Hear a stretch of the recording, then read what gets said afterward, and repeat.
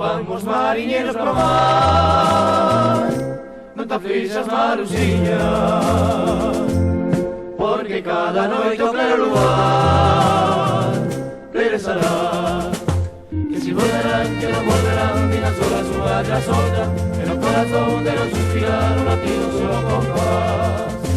Que si volverán, que non volverán, dinas horas unha tras outra, en o corazón de non suspirar o latido solo compás.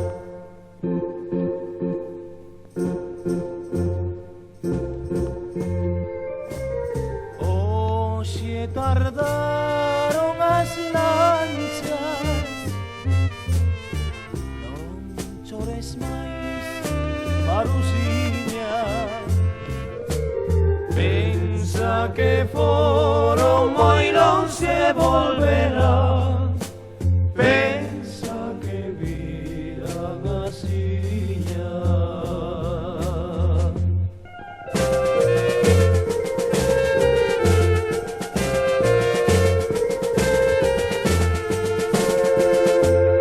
Vense brancas ala non se voan, tres gavotas nun outeiro. Marusiña, lonxe a lanchas están, dos mariñeiros do seito. Que si volverán, que non volverán, dinas horas unha tras outra, pero o corazón de los suspirar o latido solo compás. Que si volverán, que non volverán, dinas horas unha tras outra, pero o corazón de los suspirar o latido solo compás.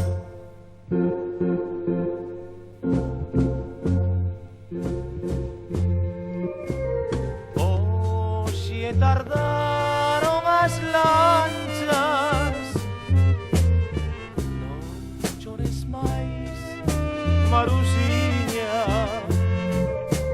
Pensa que foron moi lonxe e volverán, pensa que viran asiña.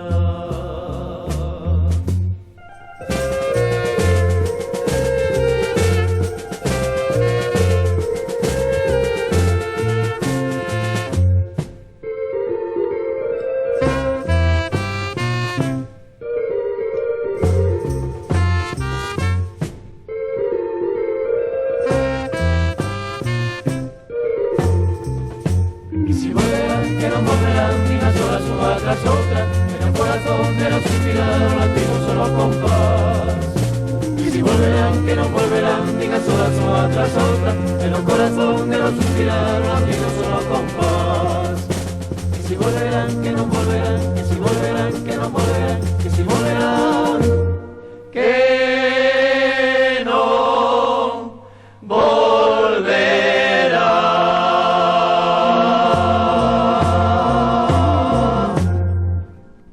Agasallo que a ponte...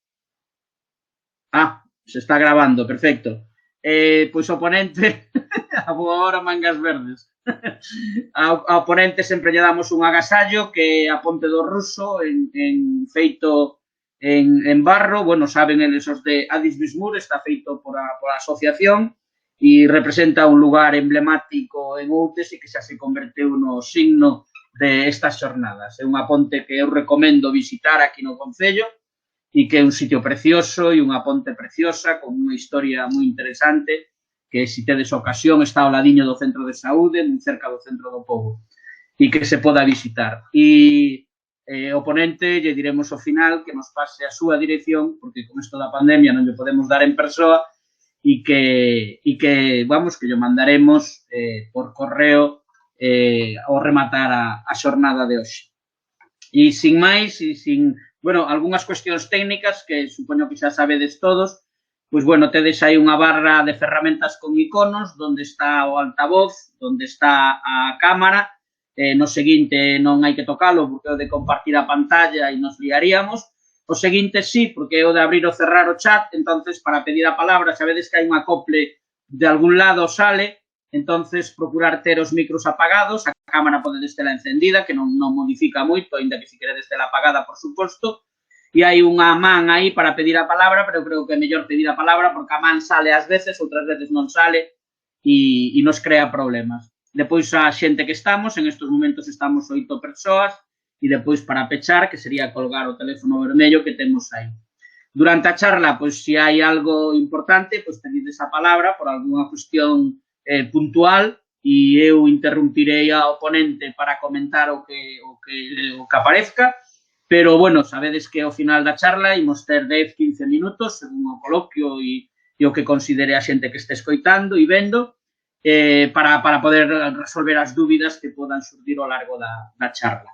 Sin máis, presentar ao doctor Antonio Montoto Marqués, que é médico adxunto da Unidade de Lesións Medulares do CHOAC, e, bueno, antes de que pase a dar a súa charla, lesións medulares, se temos solucións ou non temos solucións, pois, bueno, simplemente comentar unha anécdota que Antonio e eu nos coñecemos desde que tiñamos 4 anos.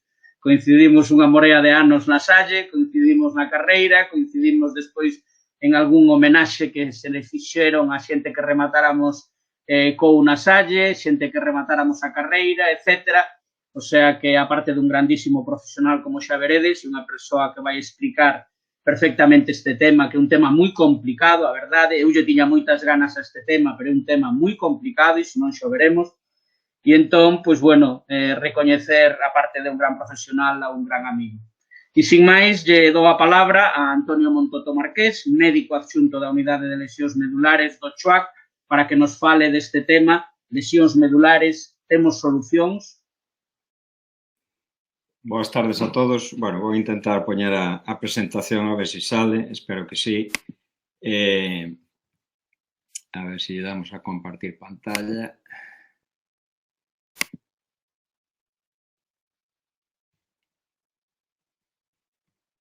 A ver.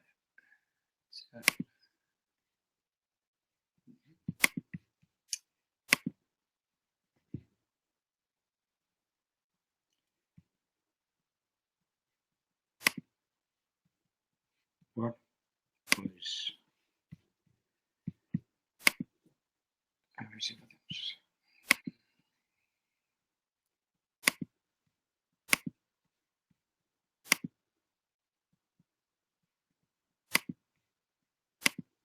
Non se ve a pantalla, non? Uf, que pasa aquí, Dios mío? Non sei que pasou, Non me oídes, non?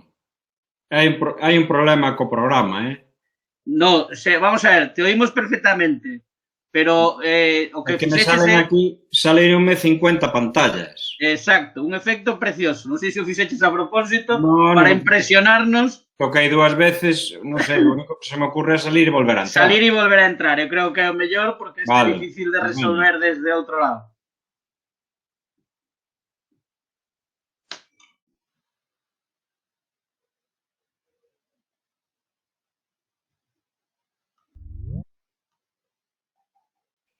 Bueno, aí estou outra vez, a ver se agora sale. Eu creo que agora sí que se ve, verdad? Sí, aí a temos. Bueno, moi ben. Bueno, pois imos entrar en materia porque xa levamos un retraso de un cuarto de hora. Bueno, en primeiro lugar, agradecer a todas as institucións que participan nestas charlas sempre e, por suposto, agradecer ao seu coordinador e compañeiro Xosé María Dios Diz por esta amable invitación. Como el dixo, somos compañeiros desde fai moitos anos e é unha ocasión para rememorar vellas circunstancias que pasamos xuntos en moitas ocasións e como non, agradecer, é un placer para min estar aquí e acudir á chamada de un antigo compañeiro, sobre todo porque me parece que esta labor de difusión e acercamiento da ciencia médica á poboación é unha satisfacción enorme para min pois poder estar aquí e poder participar en esta difusión dun tema, como dixo el, bastante controvertido, non bastante controvertido, sino un tema bastante pouco coñecido, sobre todo nas persoas que non teñen algún familiar ou algún amigo que padezca unha lesión medular. É un tema médico bastante descoñecido para a maioría da poboación e trataremos de, explicar algúns temas que están relacionados con isto. Estruturarei a charla máis ou menos en 4 partes. Falarei un pouquiño de como é o sistema de atención á lesión medular no noso país, como son os modelos de atención, que número de lesións medulares temos, que causas temos, cal é o pronóstico das lesións e, finalmente, abordarei a problemática, digámoslo así, máis importante que opcións temos desde o punto de vista terapéutico para as lesións medulares traumáticas.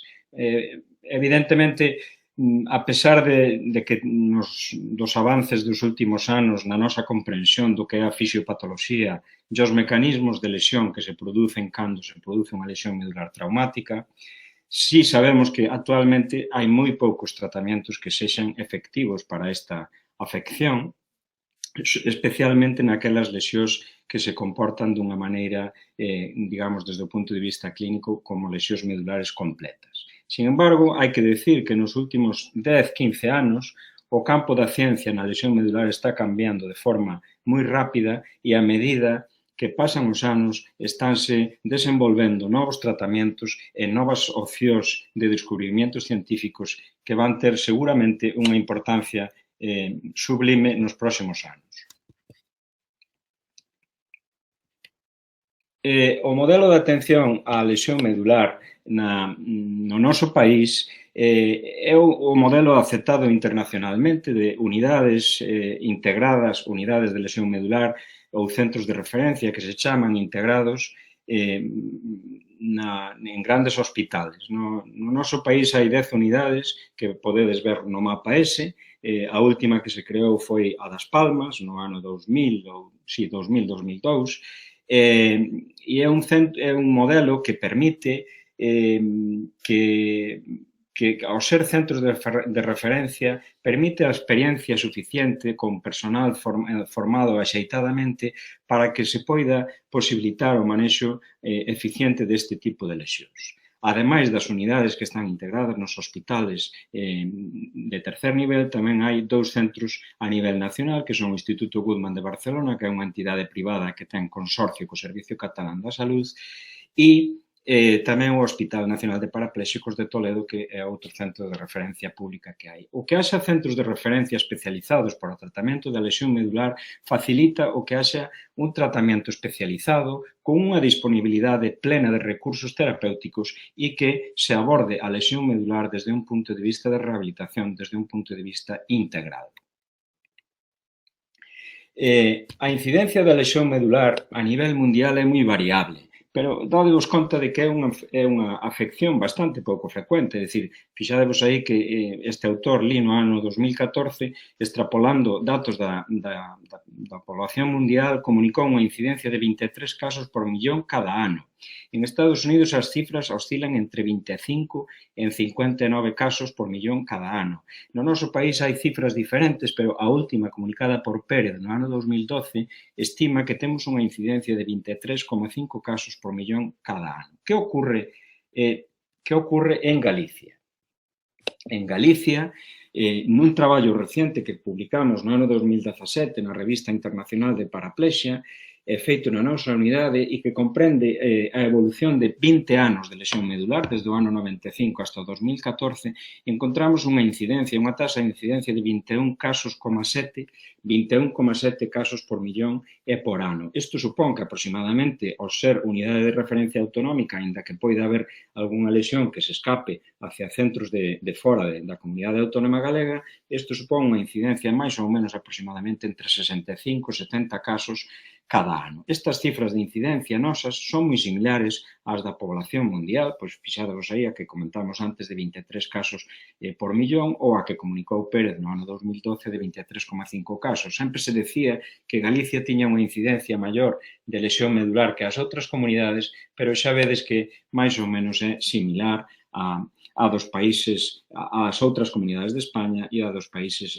desenrolados. Cales son as causas máis habituales de lesión medular? Bueno, as causas máis habituales de lesión medular son basicamente os accidentes de tráfico, as caídas, que poden ser caídas que chamamos caídas de altura, cando se sofren caídas que son de máis de 1 metro de altura, ou caídas a nivel, E despois termos outras causas, que chamamos outras causas traumáticas, que están relacionadas con determinados accidentes por unha contusión directa, intento de suicidio, de autolisis, que hai determinadas lesións que se poden producir por este evento, ou na nosa comunidade tamén lesións que chamamos e que calificamos como relacionadas con actividades de deporte e de ocio. As máis típicas actividades deportivas na nosa comunidade de lesións medulares por este tipo son as producidas por zambullida, é dicir, por mergullo, que é a palabra máis axeitada no noso idioma galego. Fixadevos, desde o ano 95 a 2014 contabilizamos 1.195 lesións medulares traumáticas. As causas na nosa unidade, a causa máis importante, que sempre se decía que eran os accidentes de tráfico, por fixadevos, a causa máis importante na nosa comunidade son as caídas, con un 54% dos casos, das cuales, das caídas, a maioría, o 76%, son caídas de altura. Sin embargo, hai un porcentaxe moi importante que é un 24% de caídas a nivel. Isto que quere dicir? Son caídas, as caídas a nivel que se producen fundamentalmente en xente maior, en actividades domésticas, en actividades do campo, etc. É dicir, que é unha fonte moi importante de lesións medulares e deberíamos ter en conta a hora de facer a prevención deste tipo de lesións.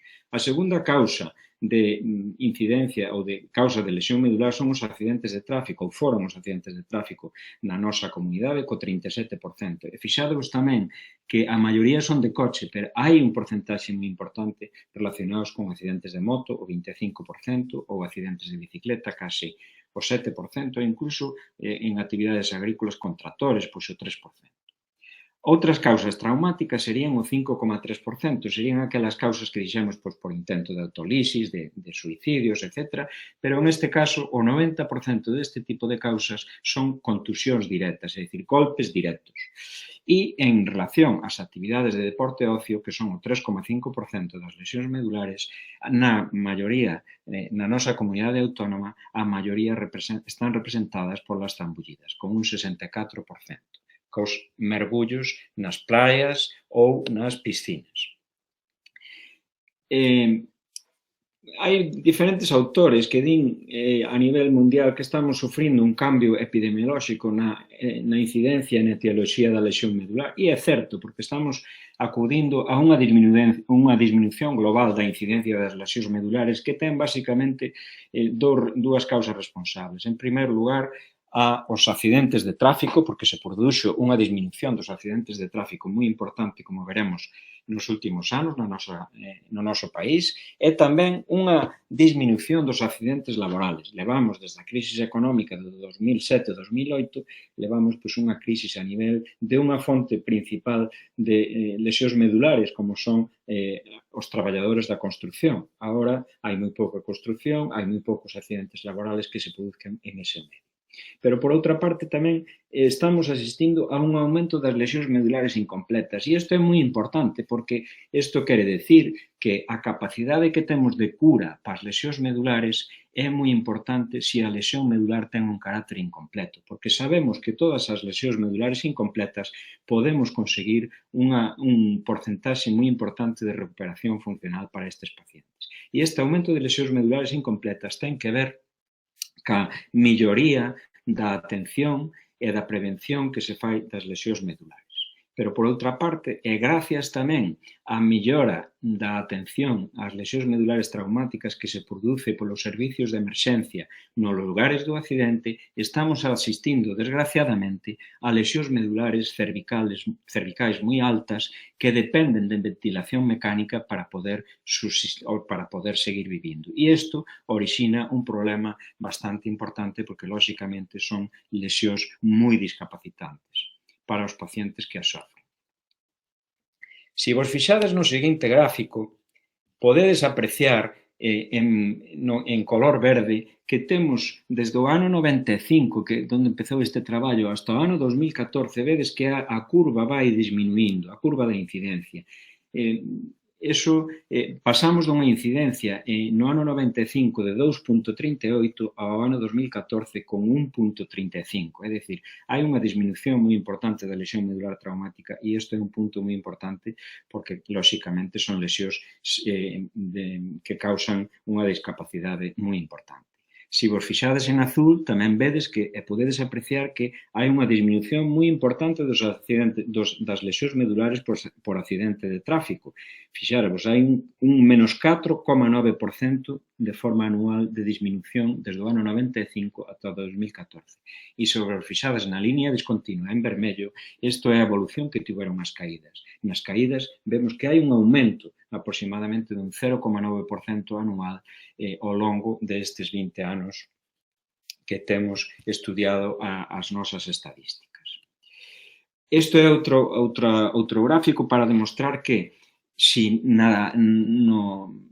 no período 95-99 as caídas eran o 47% da lesión, agora no período 2010-2014 foron o 65%, quere dicir que aumentaron moitísimo. E os tráficos, fixadevos, pasaron do 44,5% a un 23,7%. Sin embargo, as outras causas que comentamos, as contusións directas, as lesións medulares relacionadas con deporte e ocio, vedes que manteñen máis ou menos unha línea continua. Fixadevos, este é un gráfico moi importante para demostrar que, efectivamente, a incidencia da lesión medular traumática disminuiu moito no noso país e, en concreto, a causa responsable é a diminución dos accidentes de tráfico. Este é un gráfico que mostra a mortalidade por accidentes de tráfico en España desde o ano 1960 hasta o ano 2020. Fixadevos que hai dous puntos de inflexión na caída, fundamentalmente. No ano 90 se producían por accidente de tráfico casi 6.000 mortes ao ano no noso país. Pero despois temos que a partir de 2005-2006 hai unha caída moi importante hasta unha meseta a partir de 2014 hasta 2019, porque aquí hai unha caída, pero aquí temos que ter en conta que o ano pasado, desde o ano pasado estamos sufrindo a pandemia e isto, lóxicamente, tamén produce unha disminución moi importante das lesións medulares durante o ano pasado. Pero fixadevos, no ano 90 morrían por accidente de tráfico case 6.000 personas e no ano 2019 morreron solamente 1.101. Isto ten que ver, basicamente, con diferentes cousas. Unha, a primeira, a melloría das infraestructuras no noso país a partir do ano 1990 e despois outras incidencias que houve, como a implantación do carné por puntos no ano 2006, a reforma do Código Penal no ano 2007 e a Lei de Seguridade Vial do 2011. Isto, xunto coas campañas de prevención que se fan a nivel nacional, conseguiu disminuir a mortalidade por accidentes de tráfico en España e, consecuentemente, a incidencia de lesión medular traumática por accidentes de tráfico de unha forma, digamos, que casi brutal, digámoslo así, por non decir outra palabra. Fixadevos, as caídas teñen unha media de edad aproximadamente casi cerca de 60 anos, 58,8. As relacionadas con accidentes de tráfico, casi 40, e as relacionadas con actividades de deporte e ocio, 33%. A causa máis frecuente en menores de 30 anos siguen sendo os accidentes de tráfico, en maiores de 45 son as caídas, e estas caídas son responsables de prácticamente a totalidade das lesións nos pacientes que son maiores de 75 anos. Esta é a evolución da media de edad. A media de edad nosa foi, na nosa muestra durante 20 anos, é de 50,20 anos. Vedes que, a medida que pasan os anos, a media de edad vai aumentando, desde 46 anos no 1995 hasta 56 anos, ou sea, 10 anos máis de media no 2014. Esta media de edad foi aumentando basicamente por unha circunstancia, porque como disminuíron os accidentes de tráfico que son máis frecuentes en persoas xóvenes e aumentaron as caídas en persoas maiores, pois que isto fai que a media de edad vaya aumentando progresivamente. En canto aos niveles de lesión ou os tipos de lesión que temos, fixadevos, falando de tetraplexia ou paraplexia, son máis frecuentes as tetraplexias que as paraplexias. As tetraplexias representan o 55% aproximadamente e as paraplexias o 45%. Fixadevos o que dixemos antes, un aumento das lesións medulares cervicales altas con niveles C1, C4, é dicir, prácticamente pacientes que non teñen mobilidade ninguna, que pasaron de un 13% a un 33% en este período de 20 anos. É dicir, que efectivamente demóstrase que sí que estamos asistindo a un cambio epidemiolóxico que vai a ser moi importante para ver que os modelos de atención á lesión medular están efectivamente cambiando. Bueno, dúas palabras para explicar basicamente en que consiste unha lesión. Aquí, á altura da primeira vértebra lumbar. Entonces, cando nós temos unha lesión que ocorre na médula cervical, vai dar orixen a unha tetraplexia. A tetraplexia que é? A tetraplexia é unha pérdida de función motora e sensitiva cando se afecta a médula cervical. E iso vai orixinar trastornos da función dos brazos, do tronco, das pernas e tamén dos órganos pélvicos e dos órganos torácicos. Vale? Cando temos unha lesión na columna torácica ou na columna lumbar, porque aquí tamén isto chamase cola de cabalo, que é cando acaba a médula, salen os nervios para as extremidades inferiores, cando temos unha lesión na columna torácica ou lumbar, vaise producir o que é unha paraplexia. A paraplexia é unha parálisis, unha pérdida de función motora e sensitiva nos segmentos torácicos, lumbar ou sacro e cursa con unha parálisis de tronco, das extremidades inferiores e tamén dos órganos pélvicos que están implicados no noso corpo. A lesión medular, sin duda alguna, orixina secuelas moi discapacitantes, en moitos casos permanentes, que teñen un coste socioeconómico e personal moi elevado. Pode orixinar secuelas motoras, parálisis, como dixemos, tetraplexia ou paraplexia. Pode orixinar tamén problemas respiratorios e problemas cardíacos. Pode orixinar alteracións digestivas. Os pacientes que teñen unha lesión medular, perden o control da defecación do intestino, prodúcese o que se chama un intestino neuróxeno. Tamén perden o control do esfínter vesical, é dicir, teñen problemas para orinar e o que se chama a vexiga neuróxena. Tamén teñen problemas ou poden ter problemas e alteracións tanto da función sexual, globalmente, disfunción erétil nos varóns, como alteracións da fertilidade. Pero, sin dúbida algunha, outros impactos que moitas veces non se valoran son o impacto psicolóxico que ten para o paciente e para o seu entorno familiar e tamén, como non, a pérdida de capacidade productiva que ten un individuo cando sofre unha lesión medular. Estos son algunhas imaxes, algúns exemplos para mostrarvos que tipos diferentes de lesións hai. Aquí, na imaxe da esquerda, vedes que hai unha fractura luxación, é dicir, unha rotura e un desplazamiento moi importante da sexta vértebra sobre a sétima vértebra cervical. Isto é o cordón medular, prácticamente con unha sección da médula. En este caso, normalmente vamos a encontrarnos con unha lesión medular completa, unha tetraplexia completa en este caso. Fixadevos en esta imaxe, temos unha columna que é artrósica, o único que ten é unha artrosis e unha estenosis de canal, e fixadevos que aquí hai unha lesión, estas manchas blancas son unha lesión na médula. Esta lesión é moi típica de persoas que teñen máis de 50-60 anos, que teñen cambios degenerativos na columna e unha caída simple por un resbalón de calquer tipo, por un mecanismo de hiperextensión, orixina unha tetraplexia. Normalmente este tipo de lesións suelen ser lesións incompletas en donde o pronóstico de recuperación, lóxicamente, é mellor. Fixados en este caso, outra luxación moi importante da vértebra C7 sobre a vértebra T1.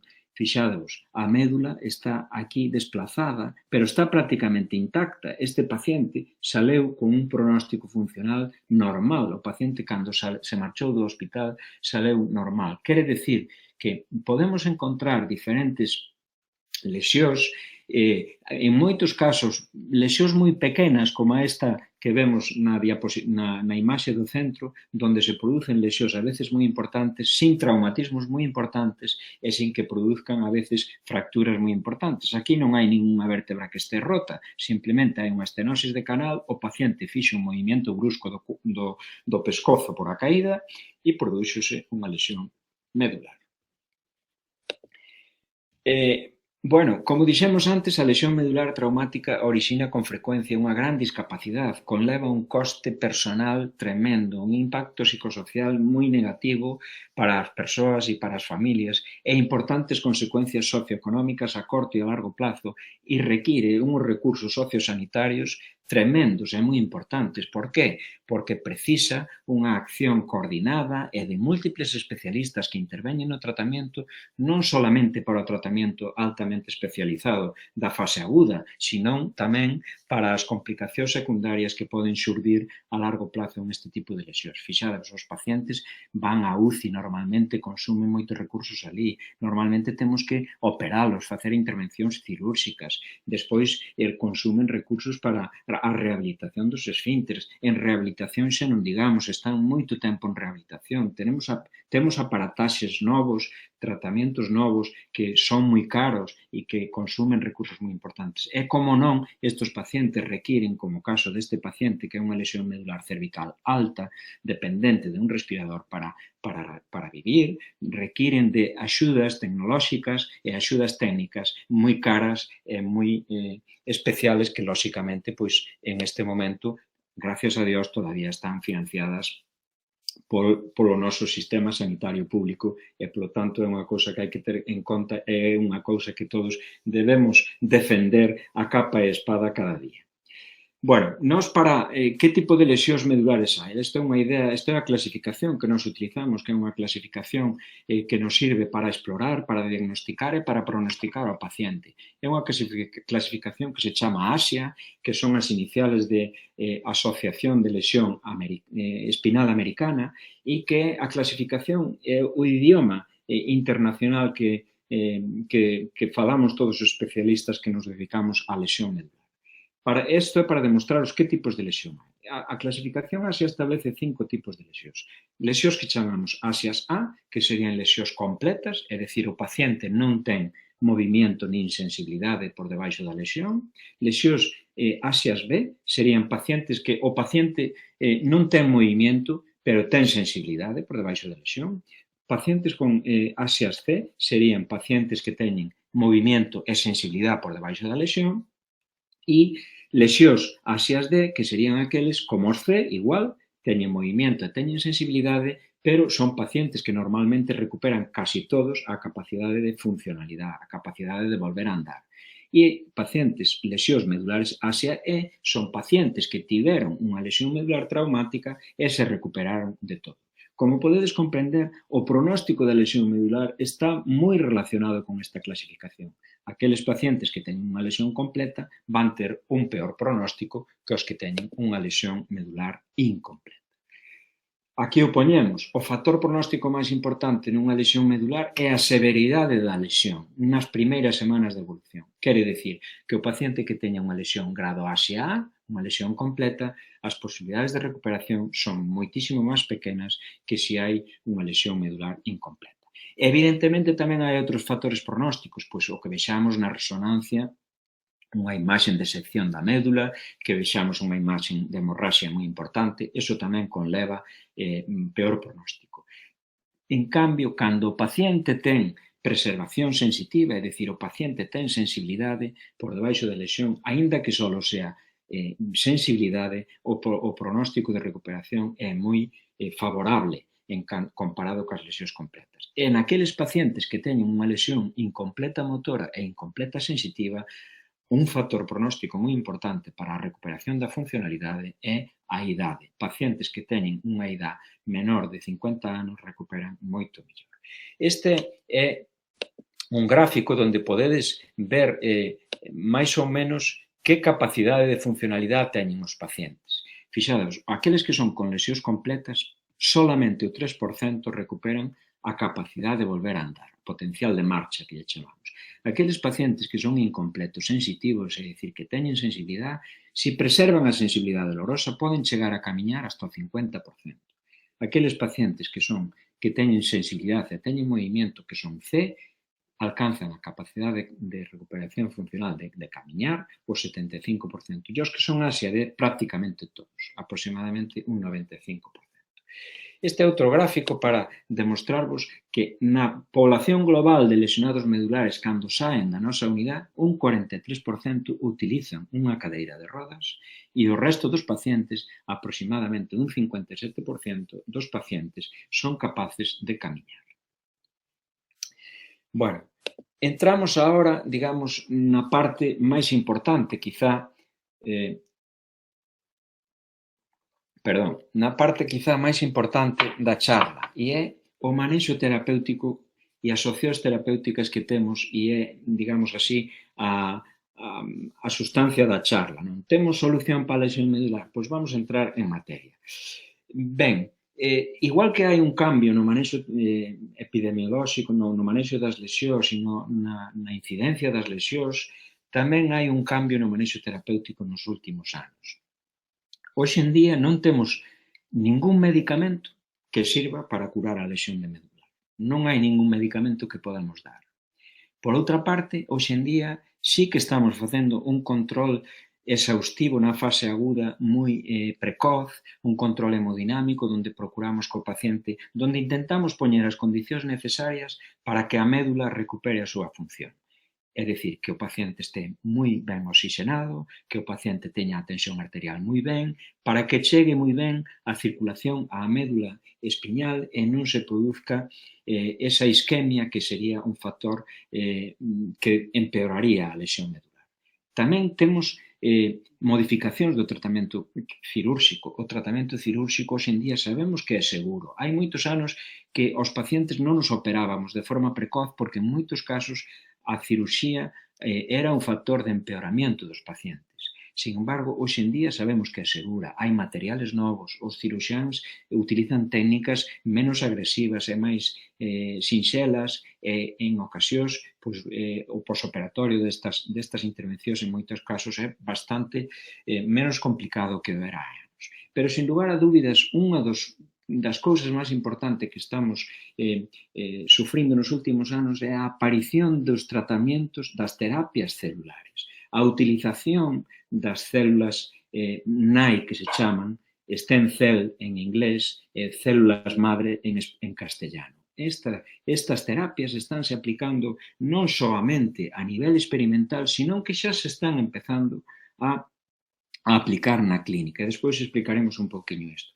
E si tamén, por outra parte, a evolución dos tratamentos tamén produxo modificacións do tratamento rehabilitador. O tratamento rehabilitador hoxe faise de forma intensiva, faise basándose nunha capacidade que se chama neuroplasticidade, que é unha capacidade que ten o noso sistema nervioso central e a nosa médula espiñal para sufrir unha reestruturación funcional a través dos tratamentos de rehabilitación intensivas. E esta modificación do tratamento rehabilitador tamén orixinou a aparición de novas tecnoloxías que son moi importantes hoxe en día para o tratamento das lesións medulares. Bueno, esta diapositiva me imagino que será un pouquiño complexa para vos. Aquí tedes unha imaxen de necropsia de un paciente que tuvo unha lesión medular, unha imaxen real. Entón, é moi importante comprender isto para entender que diferentes tratamentos ou onde actúan os diferentes tratamentos que nós temos para curar unha lesión medular traumática. Cando nós temos un accidente ou unha caída ou que sea, prodúcese o que se chama unha lesión medular primaria. Esa lesión que é? Esa lesión é, como neste caso, o efecto físico do traumatismo. En ese momento, no momento que tes o accidente, produces unha lesión primaria. E esa lesión o que orixina é unha pérdida de neuronas, que son as células do sistema nervioso central, dos axones, que son as prolongacións das neuronas e son os que interconectan esas neuronas, e tamén ao mesmo tempo produces sangrados dentro da médula espinal. Pero unha vez que pasa, que sufre esa lesión primaria, inmediatamente ao redor desa lesión primaria prodúcese o que se chama unha lesión secundaria. Unha lesión secundaria que non é nin máis nin menos que un proceso inflamatorio que se produce ao redor da lesión primaria e que en moitos casos contribuye á extensión da lesión medular e ao empeoramento desa lesión. Entón, é en esta lesión secundaria donde hoxe en día actúan a maioría dos tratamentos que nós estamos poñendo para tratar de mellorar e intentar curar as lesións medulares traumáticas.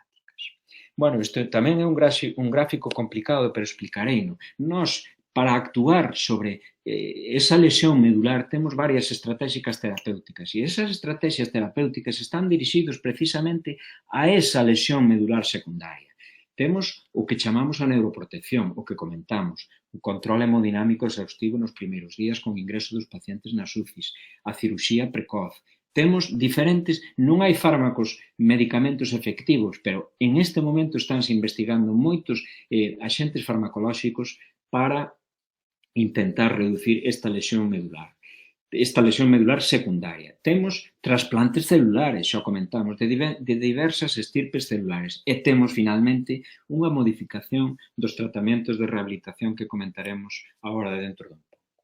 Bueno, dentro do tratamento da lesión medular, a neuroprotección, é dicir, o protexer a médula lesionada é moi importante. Aquí hai un concepto que é moi importante e que é o que se refire en inglés time is spine, que significa tempo é columna. Isto que quere dicir? Refírese este concepto ou enfatiza a importancia de transferir de forma precoce, de forma moi cedo, aos pacientes que teñen unha lesión medular a centros especializados, porque nestes centros especializados é onde se garantizan as condicións de que comentamos antes, un control hemodinámico precoz, unha cirurxía descompresiva, etc., para poder tratar de curar as lesións medulares. As estrategias clínicas actuales referidas ao tratamento cirúrxico, bueno, o obxectivo do tratamento cirúrxico sería tratar de reducir a compresión que sofre a médula espiñal no momento do traumatismo, tratar de reducila pronto para evitar que a compresión ao mesmo tempo orixine máis isquemia, máis lesión secundaria e que empeore a lesión. Sabemos que a cirurxía precoz é segura. É dicir, sabemos que a maioría dos pacientes agora operándos de forma precoz non empeoran, pero temos pouca evidencia científica que nos faga pensar que cando operamos a un paciente, especialmente nas lesións completas, pero tamén nas incompletas, a melloría do paciente se deba ao tratamento cirúrxico. Sabemos as lesións incompletas melloran todas, operémolas ou non as operemos. E as lesións completas, desgraciadamente, teñen un pronóstico moito máis infausto, digamos así. Pero ben é certo que a tendencia hoxe en día é facer o tratamento cirúrxico cada vez máis precoz, tratar de descomprimir a médula e o que nos falta é, e todavía non hai traballos axeitados desde o punto de vista científico que demostren a súa eficacia. É dicir, non temos traballos que nos digan que operando os pacientes conseguimos melloralos. Conseguimos melloralos con outras estrategias e cas estrategias de rehabilitación, pero sin lugar a dúbida o tratamento cirúrxico é unha das estrategias que poderá seguramente dar resultados.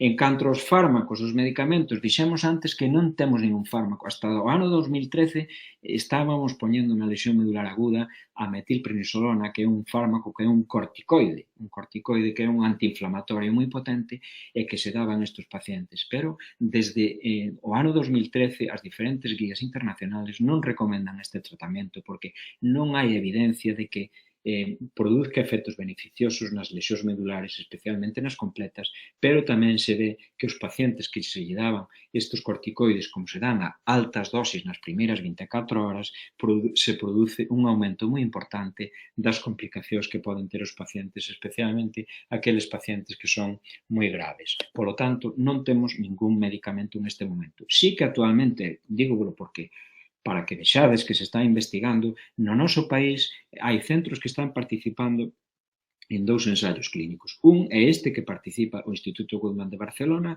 que a través da inyección de un medicamento que se dá inyección que se pon na columna en pacientes con lesión medular crónica, en pacientes con lesión medular crónica incompleta. E nós, o noso centro, o Hospital da Coruña, xunto co Hospital Valle de Brón, a FE de Valencia e a PA de Madrid, estamos participando en este ensaio que é un anticuerpo monoclonal para dar na fase aguda da lesión, é dicir, para administrar nas primeiras 24 horas de lesión ás lesións medulares, tanto completas, grado Asias A, como aquelas que son B, é dicir, aquelas que teñen algo de sensibilidade.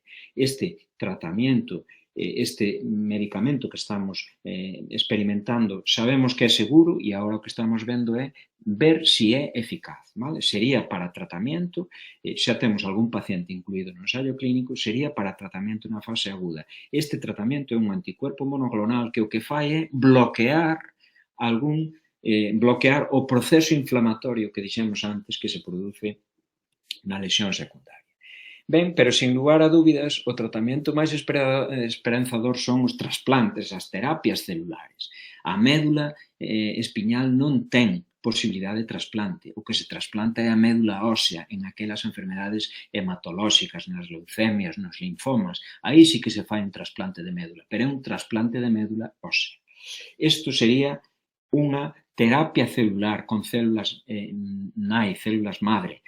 Estánse investigando diferentes estirpes celulares, pero na que máis se está poñendo énfasis é nas células nai mesenquimales e que agora explicarei un poquinho que é.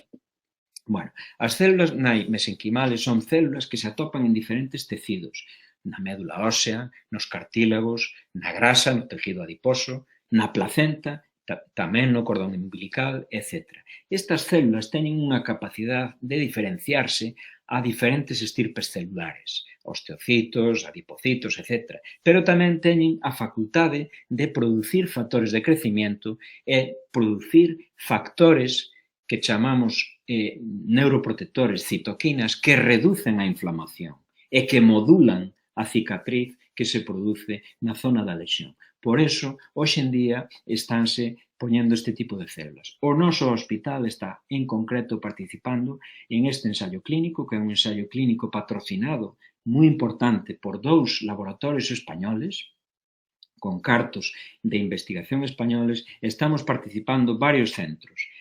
Fíxose unha primeira fase con lesións medulares solamente completas, pacientes con lesión ASIAS A, para demostrar que este tratamento é seguro, é dicir, para demostrar que non lle facemos daño ao paciente, e agora estamos na segunda fase, fíxose con 8 pacientes nada máis, e agora estamos con unha inclusión de 40 a 50 pacientes, pero tamén aplicado a pacientes que son incompletos sensitivos. Este tratamento solamente se fai a pacientes parapléxicos, niveles de 1 a de 12, e este tratamento consiste en facer un tratamento cirúrxico, a abrir a médula, descomprimir a médula, fixala e, como vedes aquí na diapositiva, inyectar a esas células nai nos 2 lados da médula en 3 sitios, na zona que está lesionada, na zona por debaixo da lesión e na zona por encima da lesión. En iso consiste este tratamento e é, como digo, con células nai e no cual temos bastantes esperanzas postas. Pero, sin lugar a dúbida, outro aspecto moi importante, e xa para, digamos así, finalizar os aspectos do tratamento, teñen que ver ca rehabilitación. Sabemos que o obxectivo da rehabilitación nas lesións medulares focalízase principalmente na prevención de complicacións secundarias, pero tamén en promover o que se chama a recuperación, a neurorecuperación, a recuperación neurolóxica. Lóxicamente, o que buscamos ca rehabilitación é alcanzar a máxima funcionalidade para os pacientes. En aqueles pacientes que teñen unha lesión medular completa, como dixemos, teñen unha posibilidade de recuperación motora moi pequena, en esos pacientes, como non vai haber recuperación motora, o que buscamos é lograr a independencia do paciente nas actividades da vida diaria, na súa funcionalidade en xeral. E nas lesións medulares incompletas, o que buscamos, basicamente, é recuperación funcional en canto a capacidade de marcha, é dicir, que poidan volver a andar, e tamén en aqueles pacientes que sexan tetrapléxicos, en tratar de recuperar a funcionalidade da MAU, porque é, digamos así, o órgano máis importante que temos, o membro máis importante que temos para a nosa funcionalidade nas actividades da vida diaria, na nosa vida diaria. Que as estrategias de rehabilitación baséanse basicamente en estas 3 cousas: o control motor, neuroplasticidade e restauración da función. Que é a neuroplasticidade? Dixémolo antes, a neuroplasticidade é unha capacidade que ten o noso sistema nervioso central e a nosa médula espiñal que, entrenándoa de forma repetitiva e de forma intensa, podemos producir unha reestruturación funcional na nosa corteza cerebral e tamén nos nosos circuitos espiñales. Non hai pautas non hai pautas, digámoslo así, xenéricas de tratamento, non hai pautas específicas, pero en xeral pénsase que canto antes inicie a rehabilitación e canto máis intenso sea o tratamento de rehabilitación, máis posibilidades de conseguir melloras funcionales. Sábese que a rehabilitación ten un papel na rexeneración e na plasticidade do noso sistema nervioso central, porque ca rehabilitación somos capaces de producir de forma local determinados factores estimulantes do sistema nervioso central. Pero, ademais, a rehabilitación é capaz de modular a transmisión nerviosa e, ademais, é capaz de facilitar a aparición de novas redes nerviosas compensatorias ás que están lesionadas. Nos últimos anos, a rehabilitación básase, os dous enfoques máis importantes que hai son o entrenamiento locomotor, que se chama, e a estimulación medular espiñal. Son os dous aspectos nos cuales se está poñendo máis énfasis, se está investigando máis e se está tratando de desarrollar tecnoloxías novas. O entrenamento locomotor, nós sabemos que podemos reentrenar a nosa función motora a través desta propiedade que chamamos a neuroplasticidade. Sabemos que entrenando de forma intensiva podemos orixinar cambios de plasticidade na nosa médula espiñal, pero tamén na nosa corteza sensitiva, especialmente ou exclusivamente, digámoslo así, nas lesións medulares incompletas. A terapia que facemos de este entrenamento locomotor pódese facer de unha forma convencional, é dicir, temos un paciente, un fisioterapeuta ou dous fisioterapeutas entrénano para que volva a camiñar, etc., etc., ou pódese facer con diferentes aparatajes. Empezouse a facer con entrenamento en cinta rodante, suspendendo parcialmente o peso dos pacientes.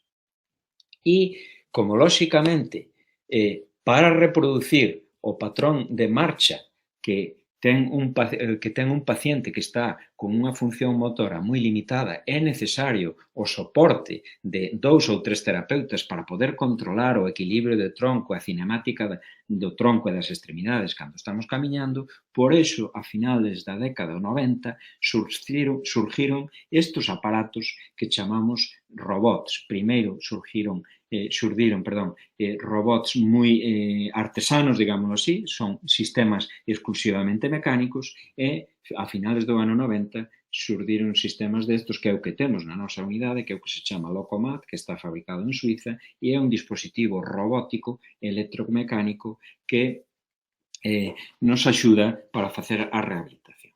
Estes dispositivos, sin lugar a dúbida, teñen unha serie de ventaxas e as ventaxas é que temos a capacidade de aumentar a intensidade e duración dos tratamentos.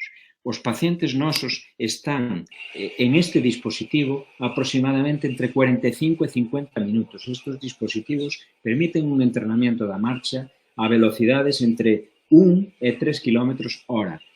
Fixadevos que no vídeo, se se ve, o patrón fisiolóxico que nós estamos entrenando, o patrón da marcha que nós entrenamos é o fisiolóxico, é dicir, estamos reproducindo a cinemática da marcha normal que ten o paciente. Con este evitamos que o paciente desarrolle estrategias compensadoras.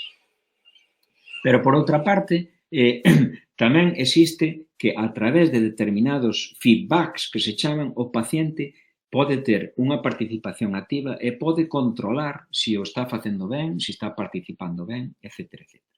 Evidentemente, estes dispositivos son moi caros, pero teñen unha ventaxa tamén. Son caros, pero reducen costo de personal. Fixadevos que aquí este paciente estás entrenando el solo, é dicir, aí ven o fisioterapeuta, colócase o paciente aí e o paciente fai un entrenamiento exclusivamente, simplemente vixiado e supervisado nada máis.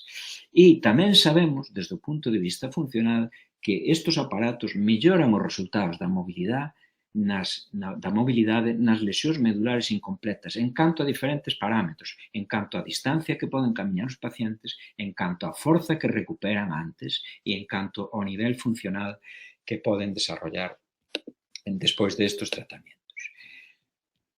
Pero que ocorre? Pois o que ocorre como a todo, desde que se introduciron estes sistemas robóticos, como vedes aí, brazos robóticos como vistes na imaxe, robóticos industriales, ríxidos, para guiar as extremidades de forma pasiva. Os últimos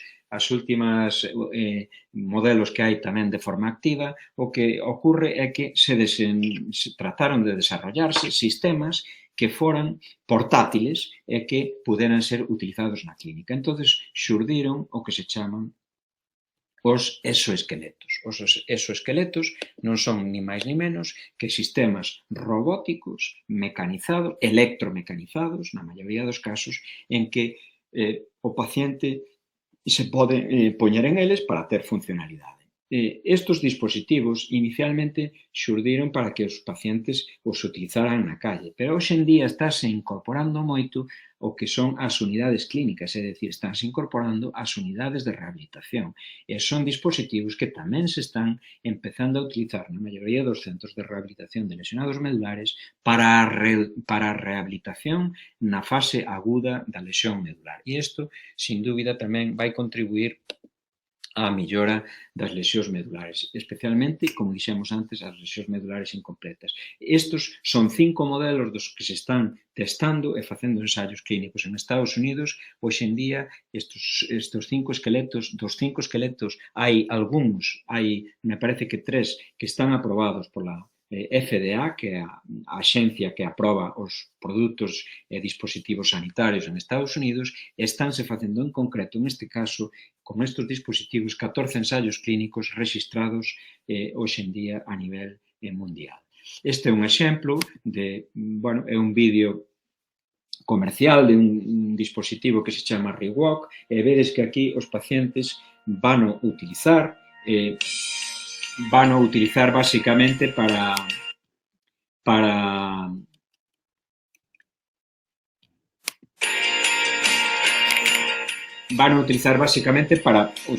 de forma funcional na calle. Estos son lesións medulares completas, parapléxicos, os 3 pacientes, e que vedes que utilizan na calle. A ventaxa destes dispositivos, provocan unha mobilidade reducida, pero é funcional, o sea, a funcionalidade é reducida, pero sí que pode ter utilidade. Son dispositivos excesivamente caros. Os dispositivos estos andan alrededor ou por encima dos 50, 60 mil euros, é dicir, que valen máis que un coche moi caro. Teñen unha desventaxa que o paciente consume moito tempo en poñer o dispositivo, pero sí que temos que decir que cada vez estánse indicando máis para facer a rehabilitación na fase aguda da lesión medular, tanto na fase aguda como na fase subaguda, de forma similar a como utilizamos os outros exoesqueletos, os outros entrenamientos locomotores robóticos que utilizamos na nosa unidade, por exemplo, como o Locomat. Entón, a día de hoxe, a maioría dos centros de rehabilitación están adquirindo estes dispositivos para tratar de facer tamén a rehabilitación.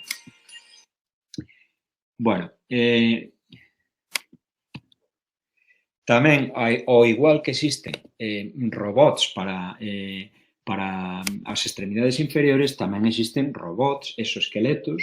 Este é un dispositivo moi parecido ao Locomat para membros superiores. Estes dispositivos, tanto o Locomat como estes dispositivos exoesqueletos, pódense utilizar na rehabilitación non solamente da lesión medular, sino tamén de determinadas enfermedades neurolóxicas como é o dano cerebral, por exemplo, pacientes que teñen un ictus, pacientes que teñen un traumatismo craneoencefálico, unha esclerosis múltiple, etc.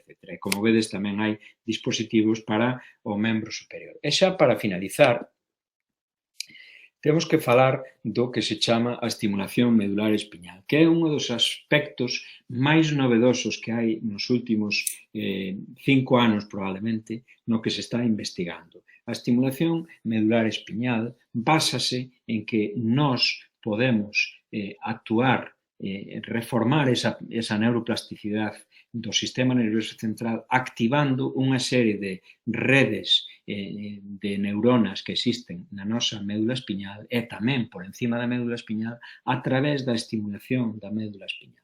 E a estimulación é con estímulos eléctricos, con corriente eléctrica. Esta estimulación pódese facer por fora, transcutánea, é dicir, a través da piel, ou pódese facer epidural, é dicir, implantando un dispositivo encima da médula. Sabemos que con esta estimulación somos capaces de modular a función motora dos pacientes. Nós, no ano 95, xa con estimulación, con electrodos de superficie, conseguíamos naquela época que os pacientes parapléxicos con lesión medular completa puderan camiñar distancias cortas. O inconveniente era que este tipo de estimulación producía unha fatiga moi importante e os pacientes tiñan que ter unhas características moi especiales e os sistemas eran moi engorrosos e finalmente os pacientes acababan abandonando os sistemas. En este caso, a estimulación é implantada é moito mellor porque é moito máis dirixida. Sabemos que a estimulación eléctrica dos circuitos espiñales que hai a nivel lumbar, na médula espiñal, nós estimulando con determinados estímulos eléctricos podemos producir patróns de movimiento rítmicos que se fixeron primeiro en animales aos que se lle producía unha lesión medular, pero tamén, hoxe en día, sabemos que en persoas tamén se poden facer en persoas que teñen unha lesión medular completa. Así, no ano 2011, este autor que vedes aquí publicou o primer caso de estimulación eléctrica epidural implantada en un paciente cunha lesión medular incompleta sensitiva, ASIA-B, e con unha paraplexia moi alta, un nivel T1, que é un nivel prácticamente por encima das mamilas aproximadamente. Conseguiron que despois de a implantación destos electrodos e despois de un programa intensivo de rehabilitación foron capaces de lograr que o paciente se mantuvera 3-4 minutos de pé e que dera algún paso. No ano 2014 tamén se produciron hallazgos moi similares en 3 pacientes tamén en Estados Unidos, no mesmo grupo, no grupo de Reye e Egerton, que con pacientes con lesións medulares tanto incompletas sensitivas como completas motoras. Pero, sin lugar a dúbida, o traballo máis novedoso é este que vos presento aquí, este é do ano 2018, publicado na revista Nature, que é unha das revistas máis prestixiosas que hai a nivel científico, a nivel médico, e este é un autor, George Gregory Curtin, é un científico suízo en Lausana, que conseguiu que 3 pacientes con unha paraplexia crónica, que levaban moitos anos de evolución, pero sí que eran lesións medulares incompletas, é dicir, tiñan sensibilidade e tiñan tamén movimento, conseguiu que a través do implante dunha estimulación duns estimuladores especiales epidurales encima da médula, conseguiron que mediante protocolos específicos de unha estimulación moi específica a través das raíces posteriores da médula, conseguiron que os pacientes volveran a camiñar en moi cortas distancias. Este traballo, como digo, está publicado na revista Nature, síguense investigando e ahora mismo, como vedes aí no fondo, hai 1, 2, 3, 4, 5 ensaios clínicos en marcha para tratar de seguir investigando sobre a estimulación eléctrica epidural, que, sin lugar a dúbida, é unha das esperanzas, un dos tratamentos nos que máis esperanzas temos postos os que nos dedicamos á lesión medular. Bueno, para finalizar e responder un pouco á pregunta tema da charla, temos solucións na lesión medular? Bueno, sí podemos dicir que hai unha importante actividade investigadora para desarrollar tratamentos efectivos da lesión medular traumática. Non vos podedes imaginar a cantidad de ensaios clínicos que hai hoxe en día comparados co que había no ano 90, que non había nada, absolutamente. Sin lugar a dúbidas, os enfoques terapéuticos actuales que están centrados na recuperación neurolóxica, aínda son limitados e siguen sendo moi debatidos, pero sí que hai resultados, e hai resultados que están conlevando a cambios na atención do paciente con lesión medular traumática. E tamén estes cambios, estes resultados que hai están proporcionando conocimiento e experiencia suficiente para continuar avanzando no tratamento da lesión medular. O número de ensaios clínicos sigue crecendo en todos os aspectos e as estrategias basicamente están centradas no que acabamos de comentar. Estrategias terapéuticas centradas na cirurxía, na farmacoloxía, nas terapias celulares con células NAI e, fundamentalmente, tamén nos tratamentos de rehabilitación e ca aparición e o desenrolo de tecnoloxías novas de rehabilitación. Solución? Probablemente a solución vai ser un abordaxe terapéutico combinado e seguramente iso será a solución. evidentemente, non temos moito tempo para contarvos aquí cales eran os pronósticos que tiñan os pacientes no ano 90 comparado co que teñen agora. Sí que se avanzouse moito en que haxa menos lesións medulares completas. Se hai máis lesións medulares incompletas, o pronóstico é mellor. Avanzouse moito nos tratamentos cirúrxicos, avanzouse moito nos tratamentos de rehabilitación e nas tecnoloxías de rehabilitación, e agora síguese avanzando, pero desde logo que non vai haber un tratamento máxico que cure aos pacientes, é dicir, que lle poñamos un medicamento a un paciente e que ese paciente de repente torne a andar. Eso non vai a ocurrir. O que vai a ocurrir é que probablemente as estrategias terapéuticas, como decimos, teñen diferentes abordaxes e os diferentes abordaxes teñen que ser en este tipo de tratamentos. Moitas grazas pola atención que me prestastes. Espero que non haber sido cansino. Espero que entenderades algo. De todas formas, agora temos un coloquio para poder aclarar algunha cousa que queirades aclarar ou sobre a lesión medular ou sobre outros temas que queirades. Vou cerrar case a presentación, Xosé María. Vale. Bueno, deixo de compartir e xa está. Vale, e nos vemos todos, moi ben. A ver, espera. Xa está. Me parece que... Ahora se me ve, non? Sí, perfectamente. Moi ben, bueno. Nada, isto é máis ou menos o que tiña que contarvos. Se queredes facer algunha pregunta, algunha, non sei, algunha aseveración. Algo temos, xa verás. Vamos a ver, primeiro, bueno, darte as gracias. Eu sabía que era unha charla que iba a ser interesantísima. Eu dixen que levábamos a 116 e a verdade é que probablemente sea unha das charlas máis instructivas, na que máis aprendín, na que máis me sorprendín e que, bueno, que sabía que iba a ser un exitazo e tal e como ha dado o Dr. Montoto, pois mellor todavía, non? Entonces eu, para unha cuestión de orden, tedes aí, como decíamos, para que non haya, primeiro, micros abertos e segundo, para que non nos solapemos, tedes aí o chat. Entonces no chat pedides a palabra e eu vou dando. Teño xa aquí algo que escribeu Benigno, que se habla de entrenamiento intensivo. Se entendería isto tratamiento rehabilitador de varias horas al día o varios días a la semana? Pregunta Benigno. Bueno, vamos a ver. A nivel internacional, nestas patoloxías graves discapacitantes, a OMS establece máis ou menos uns tempos. Un mínimo de tratamento que establece a OMS é 3 horas diarias. Noso tratamento que facemos son 5 días a semana. Os tratamentos aproximadamente que fai un paciente na nosa unidade, pois fai, digamos, 3 horas pola mañá e hai moitos pacientes que incluso fan 2 horas pola tarde. A maioría dos pacientes fan un mínimo de 3 horas diarias. Temos que ter en conta que non é só o tratamento, é dicir, cando falamos da rehabilitación dunha lesión medular, non falamos só de poñer os pacientes a camiñar. É dicir, un paciente que ten secuelas da vexiga, secuelas do intestino, esas funcións tamén hai que reeducalas, e iso é entrenamiento. É dicir, un paciente que é parapléxico, probablemente, se lle preguntas a un paciente que camiña con dificultad, pero ten problemas para orinar, se lle preguntas que preferiría, probablemente diría que preferiría recuperar os esfínteres antes que camiñar ben. É dicir, as funcións viscerais repercuten moito sobre a calidade de vida que teñen os pacientes. Entón, cando falamos de rehabilitación, non é só poñer a camiñar aos pacientes.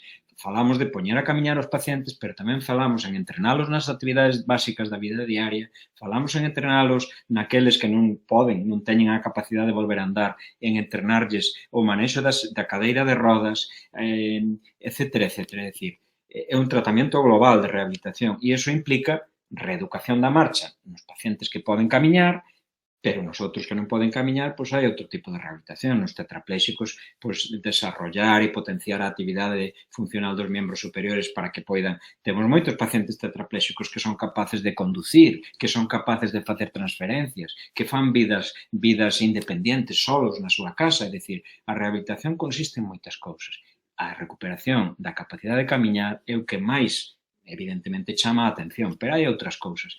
E o tratamento global de rehabilitación ten que ser intensivo. A intensidade é moi importante en este tipo de lesións que son incompletas. Porque imaginadvos que eu dixen que había pacientes que solamente por ter sensibilidade, o 50%, se son xóvenes, son capaces de volver a andar.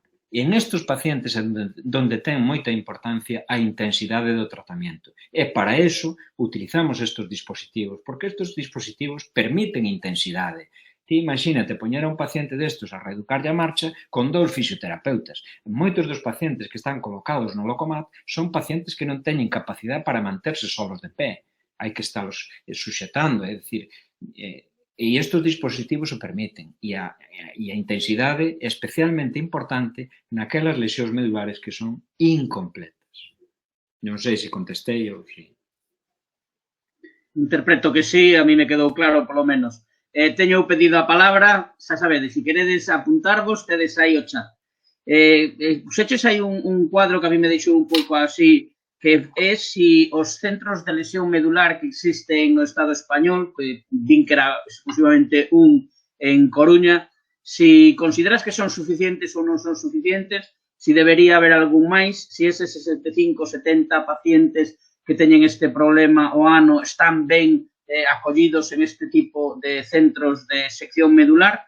E outra pregunta, bueno, que valoración faz no tema de eutanasia, porque, claro, o tema de eutanasia que se acaba de aprobar a lei agora está moi relacionada con pacientes destas características, aínda que estamos vendo que o sistema cerebral funciona perfectamente en estos casos, pero, claro, que a incapacidade física que poda levar consigo, pois relacionar unha cousa con outra, non? As lesións medulares e o que podan supoñer en si mesmo como cuestión física, pero tamén como cuestión psicolóxica e de efecto cerebral, e depois se estamos ben atendidos, se nos pasa por desgracia ou se temos algún familiar cerca. Respecto á primeira pregunta, hai que decir que a lesión medular traumática podes considerar unha enfermedade rara, porque como moi ben sabes ti, unha enfermedade rara considerase cando hai unha incidencia de 1 cada 10.000 habitantes aproximadamente, non? Entón, a incidencia de lesión medular é rara. Calcúlase que para que dadevos conta de que na nosa unidade traballamos unhas 65-70 persoas, vale? 4 médicos, 15 enfermeras, 15 celadores, 15 auxiliares de clínica, un psicólogo, unha traballadora social, 6 fisioterapeutas, 3 terapeutas ocupacionales, etc. É dicir, traballamos moitísima xente. Isto é un consumo de recursos importantísimo para que unha unidade especializada que logo está interrelacionada con traumatoloxía, con neurocirurxía, con outras especialidades, para que unha especialidade trate unha patoloxía que abarca a todos os sistemas. Estes pacientes teñen problemas de mobilidade, teñen problemas de vexiga, teñen problemas de intestino, teñen problemas de todo tipo, cardiorrespiratorios. Para que unha unidade, un médico poida atender a todo eso, necesítase unha infraestructura moi importante. E considérase, hoxe en día, nos modelos de atención que hai en Estados Unidos e en todos os países avanzados, considérase que para que unha unidade de lesión medular sexa eficiente, ten que atender un mínimo de 50 casos cada ano. Eso é o que se considera. Entón, unidades moi pequenas, onde se ven moi poucos pacientes, non teñen sentido. Nós, habitualmente, para ingresar un paciente agudo, non temos lista de espera. Nós somos centro de referencia en Galicia, estamos de garda en presencia física as 24 horas do día, os 30 días do mes, os 365 días do ano, e cando hai un lesionado medular traumático en Ourense, en Xinzo, non sei que, chámannos a nós, e se o paciente atendido polo 061 no lugar do accidente ten que vir, ou pode vir desde o lugar do accidente, xa ven inmediatamente desde o lugar do accidente no helicóptero xeralmente. Se non pode vir en ese momento porque ten lesións amenazantes da súa vida, pois ten que ir ao centro hospitalario máis cercano. E unha vez que esas lesións se resolven, o paciente é trasladado para nós. É dicir, nós, podoche dicir por este traballo que fixemos, o 80% dos nosos pacientes con lesión medular traumática ingresan nas primeiras 24 horas de evolución. Isto quere dicir que a maioría veñen ao momento da lesión. Entón, quere dicir que en ese sentido somos capaces de dar soporte a todo o que é a atención da lesión medular traumática. Que ocorre despois cando os pacientes pasan, e depende dos pacientes, non todos os pacientes son iguales, non é o mesmo unha tetraplexia alta dependente de ventilación mecánica que unha paraplexia baixa que o paciente recupera a súa funcionalidade, etc., que xa requere un tratamento menos específico. Nós, cando pasa a fase de rehabilitación e os pacientes se van independizando, pois o que facemos é tratamos, se temos problemas, de que o paciente poida facer a rehabilitación cerca do seu domicilio, cerca da súa casa. Pero, evidentemente, as horas e os tratamentos de rehabilitación que se dedican nos servicios de rehabilitación en xeral non é o mesmo que o que se dedica nunha unidade. A unidade está dotada tecnolóxicamente con aparataxe moi caro. Ese aparato que vedes aí, Locomat, costa unha burrada de cartos. As nosas camas que temos para os pacientes agudos son moi caras. A nosa cama hoxe en día está, o coste das camas de lesión medular na nosa unidade está contabilizada como unha cama de UCI prácticamente, de cuidados intensivos. É dicir que consume recursos moi importantes. Entón, non se trata de ter múltiples centros, sino trátase de ter un centro que dé atención a todos. Eso é o que se trata. Eu penso, e sigo insistindo que os pacientes nosos están ben atendidos. Podemos ter unha perspectiva equivocada, lóxicamente, e podemos estar equivocados. Agora, en canto ao número de pacientes con lesión medular traumática que hai, penso que é suficiente un centro en Galicia e chega. Eso é o que creo. Pódese dotar mellor tecnolóxicamente, podemos ter outro aparataxe, podemos ter, pero como vistes aí, non temos ningunha dificultade para acceder a ensaios clínicos. Estamos participando en ensaios clínicos moi importantes hoxe en día. Vale? Eso quere dicir que somos un centro avanzado e que estamos, digamos así, a última do que máis ou menos se fai en todos os países avanzados. Eso é o que teño que decir con respecto a esa pregunta e bueno, pódese debatir moito, pero, bueno, ese é o pensamento noso, esos son as cifras e as cifras, como digo, para que un centro demostre que pode ser eficiente, é como un centro que se dedica a trasplantes. Un centro que se dedica a trasplantes cardíacos, se fai un trasplante cada ano, fai 2 trasplantes cada ano, seguramente o fará mal. Ahora, se fai 50, 100 trasplantes cada ano, seguramente pois os resultados serán moito mellores. Pois isto é un pouco similar. En canto á segunda pregunta, eutanasia, pois isto, vamos a ver, eu creo que o paciente con lesión medular ten unha consideración diferente. Cando falamos de eutanasia, falamos de procesos, enfermedades, padecimentos graves, crónicos, enfermedades que son incurables, que lle producen ao paciente un sufrimento insoportable, que non pode ser aliviado por outras condicións, vale? Iso é o término que eu entendo por eutanasia, e é así como está concebido na lei. A maioría dos nosos pacientes non lle ocorre eso. Sí que é certo que temos pacientes con lesións moi graves. Temos pacientes tetrapléxicos dependientes de ventilación mecánica. Vale? Esos pacientes serían, digámoslo así, os que serían subsidiarios da eutanasia, non? Eu teño que decir que na miña experiencia, desde que levo traballado tantos anos, solamente me pediron eutanasia 2 ou 3 pacientes en toda esta experiencia que eu teño. A min pareceme moi importante que se aprobara a lei de eutanasia. Pareceme importantísimo. Non só polos pacientes nosos, sino porque hai moitas enfermedades e non só as enfermedades oncolóxicas, hai outras enfermedades, a esclerosis lateral amiotrófica, as ELAs, esclerosis múltiples que están en fases moi avanzadas, diferentes tipos de enfermedades que son subsidiarias de eutanasia. Eu sempre estuve a favor da eutanasia e sempre que puiden intentei axudar aos pacientes dentro da legalidade que hasta ahora había. Nós temos unha lei que é a Lei 5, apunteino, Lei 5/2015 do 26 de xuño de Dereitos e Garantía da Dignidade das Persoas Enfermas Terminais. Esta lei contempla moitas cousas que non entrarían dentro da eutanasia, vale? Pero é unha cousa que entran dentro da boa práctica clínica que facemos os profesionais nos hospitais todos os días.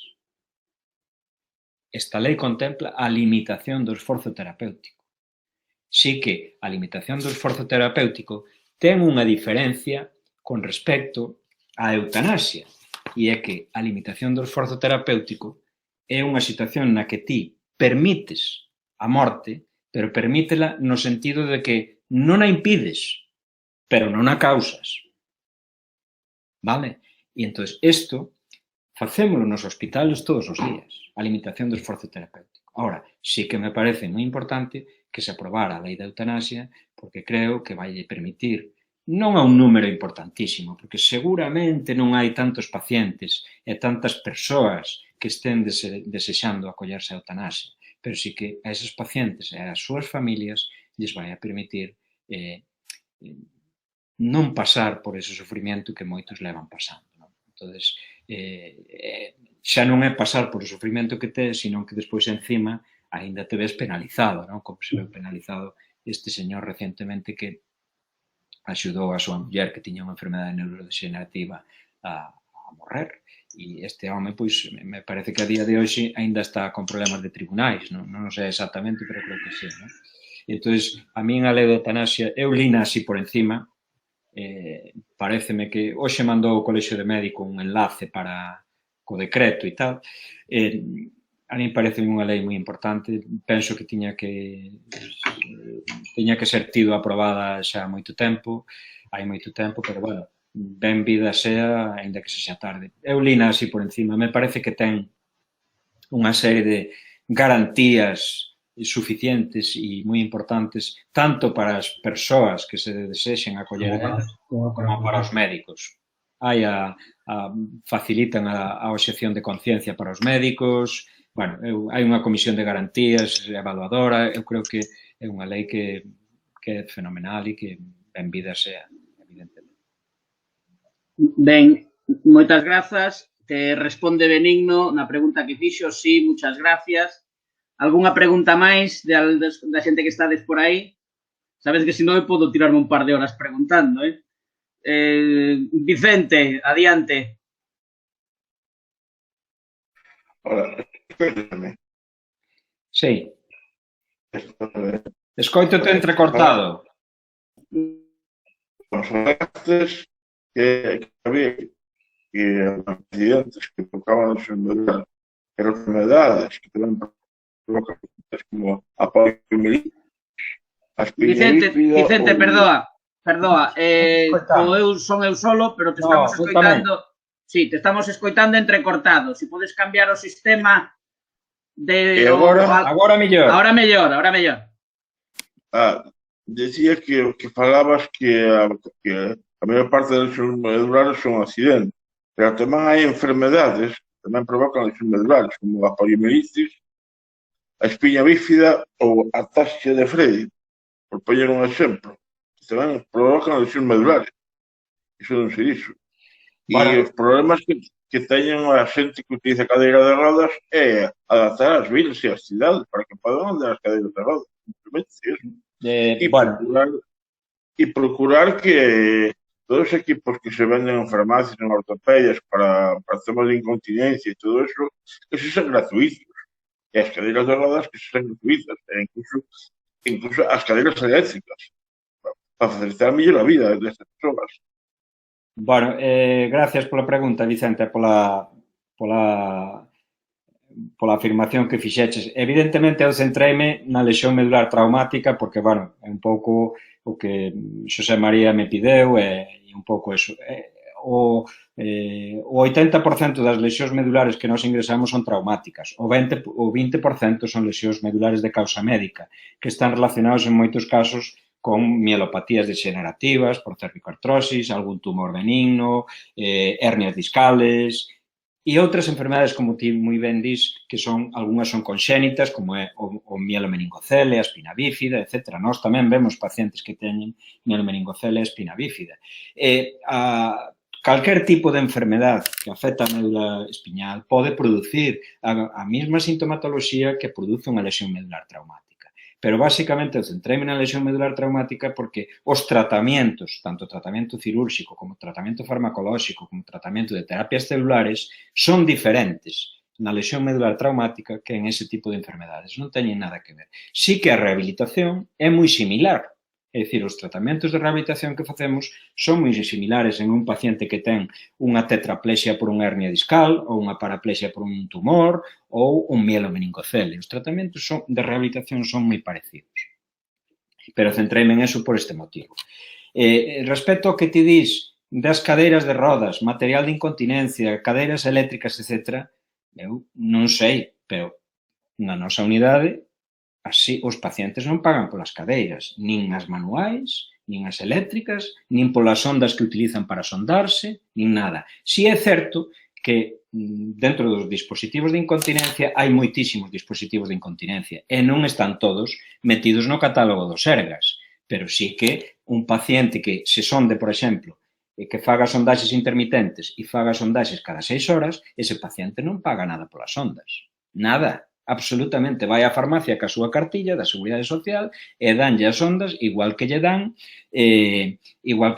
un medicamento, pois igual que lle dan a digoxina ou enalapril ou calquer fármaco, vale? E os pacientes que salen ou que son atendidos na nosa unidade para a prescripción de sillas de cadeiras eléctricas non pagan nada. Pagan un porcentaxe moi pequeno en determinados artículos, como é, por exemplo, para un coxín antiscaras, pois pagan, me parece que o coxín ten un coste, dependendo se é de gel ou de aire, ten un coste diferente, vale ao redor de estar 200 ou 200 e pico euros e o paciente me parece que paga 30 euros.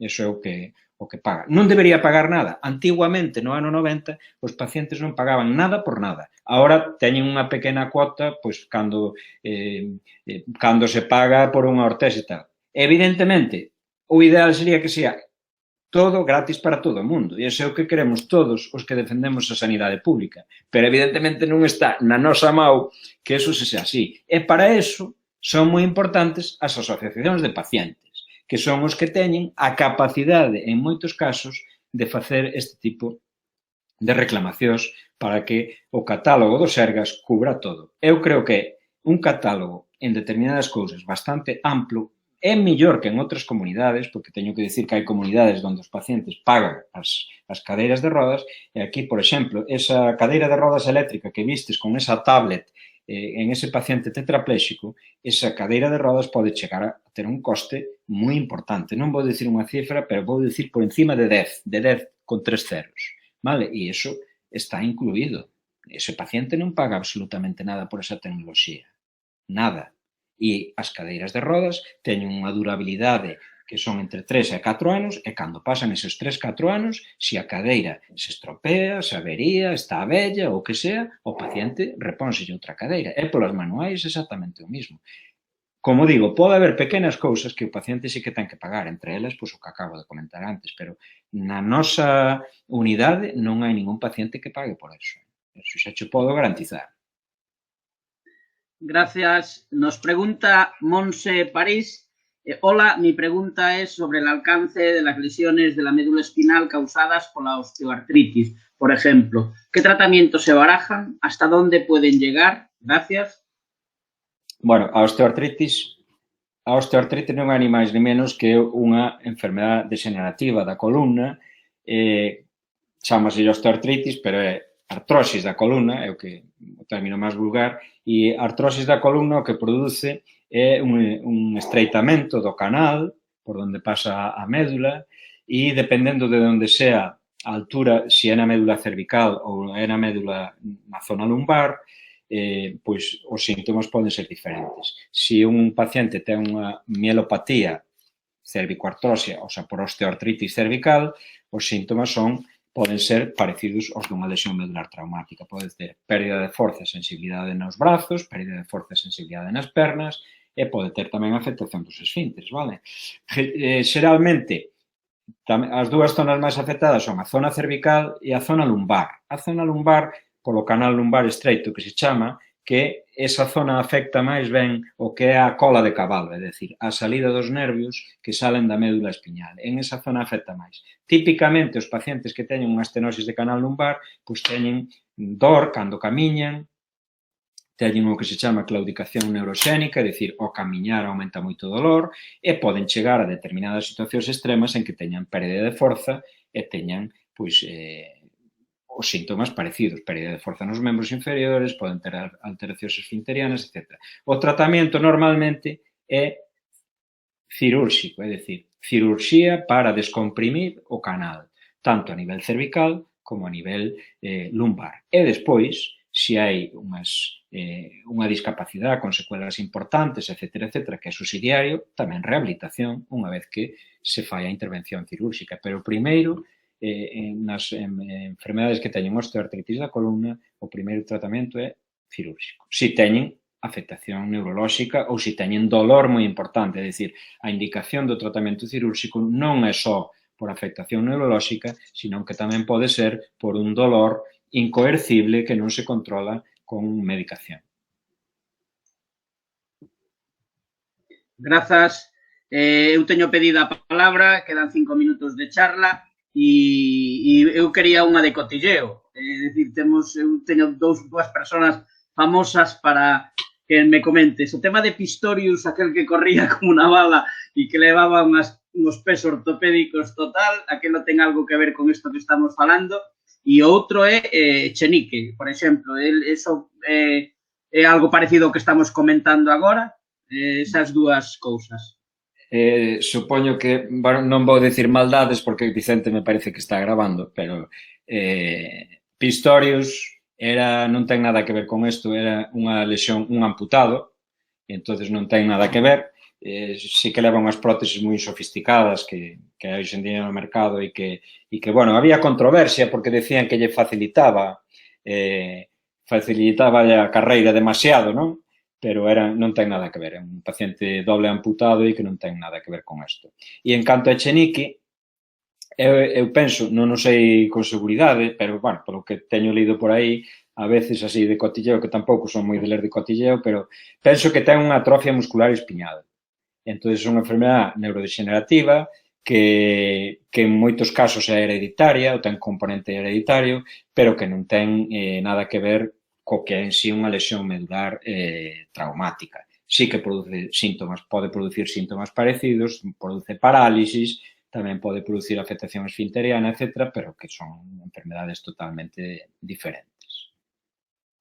Grazas. Non vexo ninguén pedindo a palabra. Outra cousa que me quedou aí no tinteiro, o elezanumab, o tratamento inmunolóxico, ten perspectivas de que eso vai a ir para adiante, de que se van a ir por aí a canalización da investigación hacia este tipo de tratamentos inmunolóxicos? Sí, bueno, o elezanumab o que fai é bloquea unha proteína que esa proteína o que fai é inhibir a regeneración. Entón, o que fai o elezanumab é bloquear esa proteína. O elezanumab é un anticorpo monoclonal que se utiliza en tratamento basicamente de outras enfermedades, como poden ser enfermedades reumatolóxicas, en algunha enfermedade, incluso na esclerosis múltiple tamén. Entón, este tratamento é para facer unha inyección mensual por vía intravenosa, feita a primeira inyección nas primeiras 24 horas e despois durante un ano, non?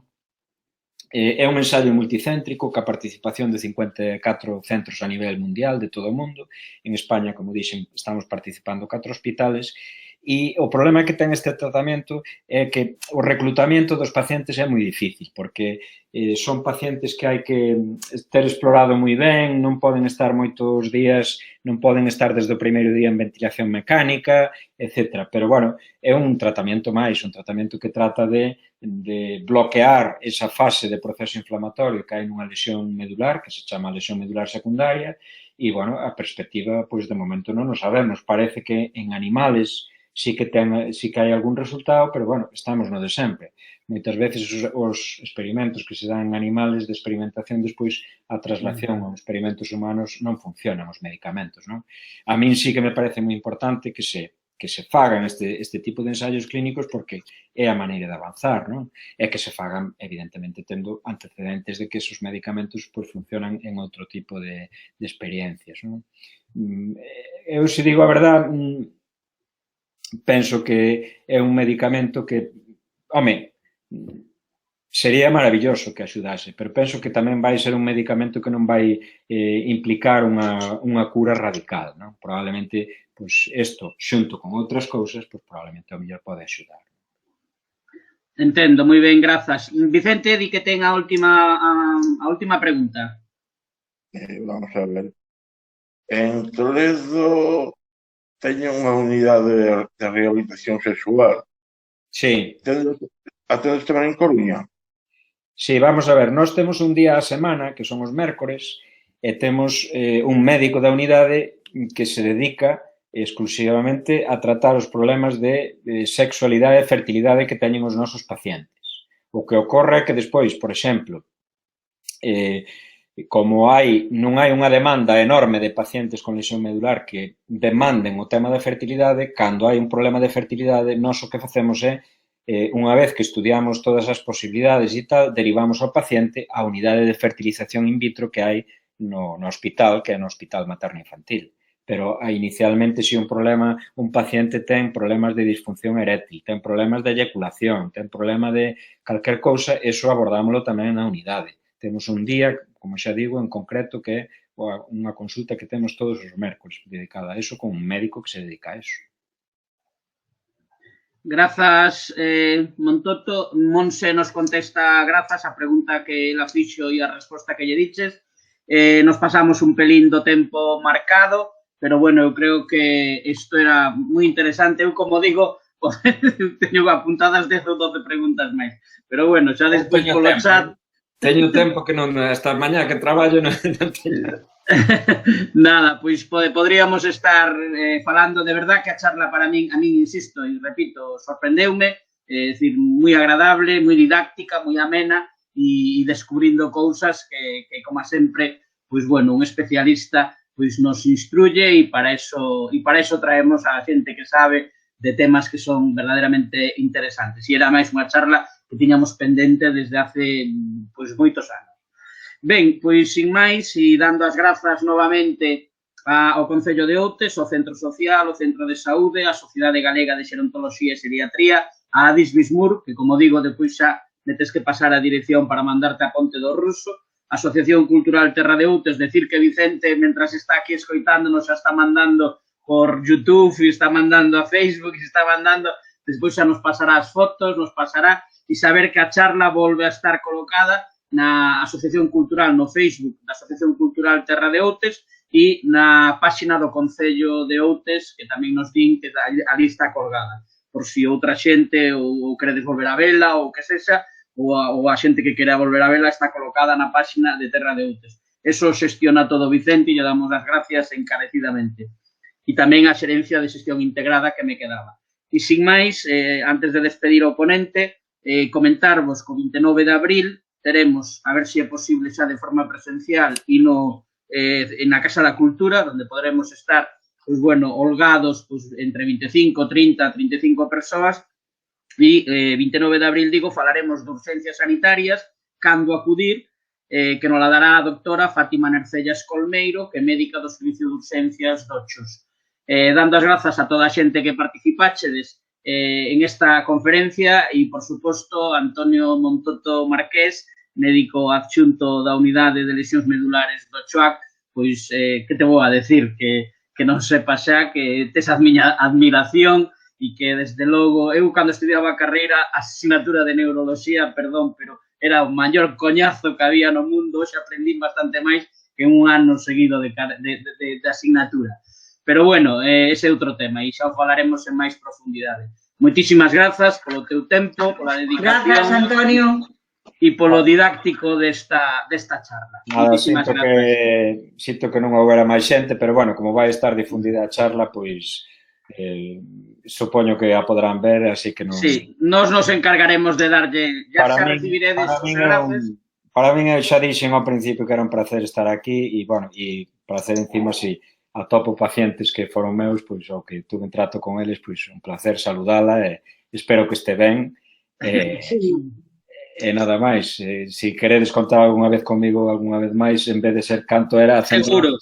Eu xa te digo que sí. Se son o 116, pois non me importaría ser o 145. No, pero igual non é o tema concreto este, pero en algo relacionado contigo. Nos di Monse París que gracias, nos di non sei quen porque non tengo nome, gracias a todos, moi interesante. Nos di Fina, gracias, e nos di Monse París, moi interesante, moitísimas gracias. Bueno, a esa que non sabía é a túa paciente, que quedou tamén encantada coa charla.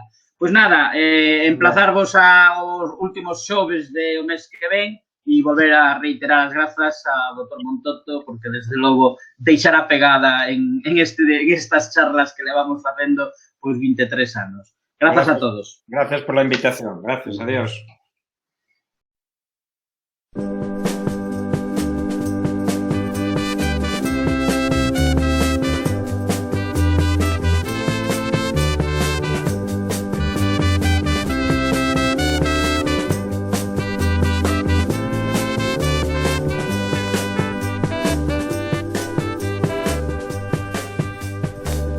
Tutto il mio amore io ti darò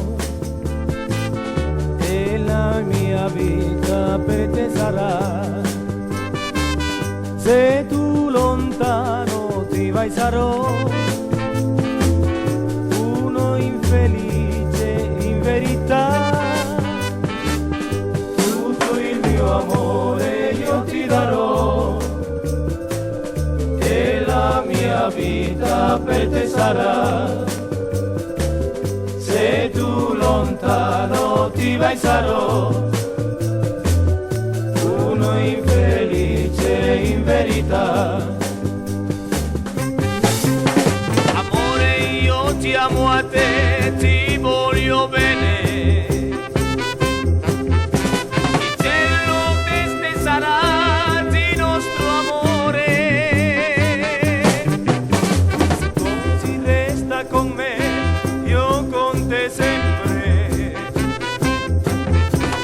Dalla vita sarò con il mio cuore.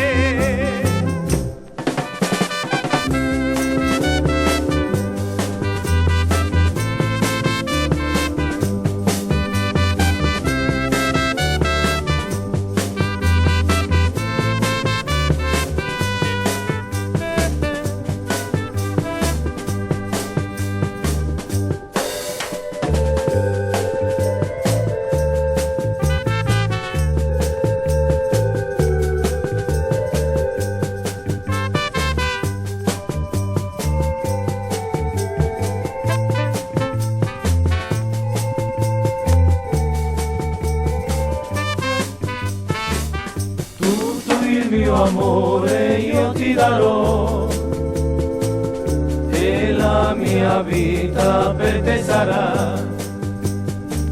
Se tu lontano ti vai sarò uno infelice in verità. Se tu lontano ti vai sarò uno infelice in verità. Se tu lontano ti vai sarò